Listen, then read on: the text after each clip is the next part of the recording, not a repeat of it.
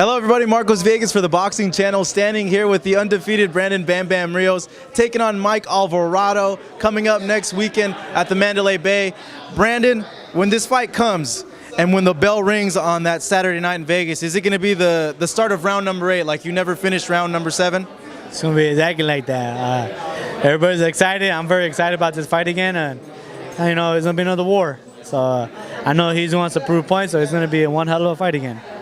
Looking at that, you know, are you going to stick to the same plan that you had in the first fight, or are you going to be a little bit more aggressive to kind of put him out there a little bit earlier than in the first fight? I'm expecting the same fight unless he does something different, but you know what? I know he wants to revenge his loss, so it's going to be another. I think it's going to be the same fight again, toe-to-toe battle.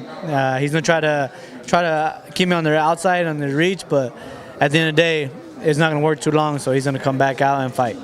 I know when talking to you before, you mentioned that you feel that you're going to be able to get him out of there in 5 rounds. Well, why do you think you're going to be able to get him out in 5 rounds? Because I want to prove a point. I want to leave no doubts in his camp and saying that it got stopped too soon. And I'm ready 100%. I'm ready for the next level. I'm ready to fight the best out there. So I just got to prove a point, and I got to show everybody that I'm one fear boxer to mess with. It took you 7 rounds the first time, so if you are you're gunning for 5 rounds, and you feel that, obviously, do you feel that because of that you're going to have an easier time now with Alvarado? You never know. Alvarado's one hell of a warrior. He's big. He's still big 140. There's still always that punch or chance that he has, but you know what?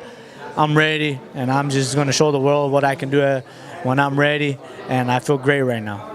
You, of course, want to stop it in 5 rounds, but is there a part of you that wants it to go all 12 rounds back and forth so that we're talking about this fight not years to come, but 10 years down the road, 20 years down the road? The 5 rounds that they're going to talk about is going to be great, but I'm ready for 12 rounds no matter what. I train for 12. Actually, I train for 20 rounds, and they're ready. And they're going to hear the 5 rounds that they're going to see is that they're going to love it. Speaking about current news as well, what's your opinion on HBO saying that they only want to work with the other promoters minus Golden Boy Promotions? Hey, it's a move that they make. That's their business. I don't put my nose where it don't belong, so I don't have nothing to say about it. That's between Golden Boy, HBO, Top Rank HBO, other promotion HBO. I don't put my nose where it don't belong. So I concentrate on my fight and the guy in front of me. That's it. All right, the reason why I bring it up is, of course, they have Golden Boy, a lot of the 140-pounders, the unified champ, Danny Garcia. And with that split, it means that you can't fight these guys anymore. Like, it's not going to happen in the foreseeable future. And even a fight with Broner, it's not possible for it to happen. Everything's possible. Everything's possible. You can never leave no doubt about anything. Anything's possible. You know, money's right, people talks, the views are right. Why not? So everything's possible. So, you know, it is what it is. But like I said, that's none of my business. I don't put my nose where it don't belong. That's between them and the promotion problems. So I leave it up to them. You know, my job is to fight and get the fans what they want. You guys are still kind of going back and forth, Twitter, you and Broner. I saw he sent some tweets over to you, but Broner is Broner. You know, he's gonna say some shit, but at the end of the day, that fight will never happen because he's Golden Boy, I'm Top Rank. So, you know, it's just, I think he's trying to get my focus off Alvarado so Alvarado can prove a point or something, so he can say, oh, see, I told you, Brandon ain't shit. He will never touch me. So, you know what? I leave Broner to be Broner, and Rios is going to be Rios, and it'll be a different story when we see each other face to face. Last Saturday at the Home Depot Center, we saw... I might get a mug shot.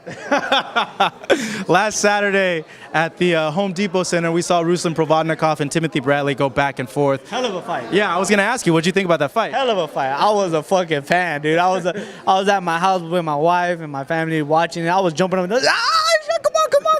It was bad, dude. It was one of those fights that was hell of a fight. It was like another fight. It was like seeing Alvarado and Rios again. Yeah. It was awesome, man. I give that both, tip my hat off to both of those guys because they both came out and they did the warrior spirit. Who'd you feel won the fight, and who were you rooting for when the fight began? I would have gave it a draw because the referee didn't count the first knockdown, and he should have counted it. But I would have gave it a draw. But you know what? At the end of the day, Bradley proved a point.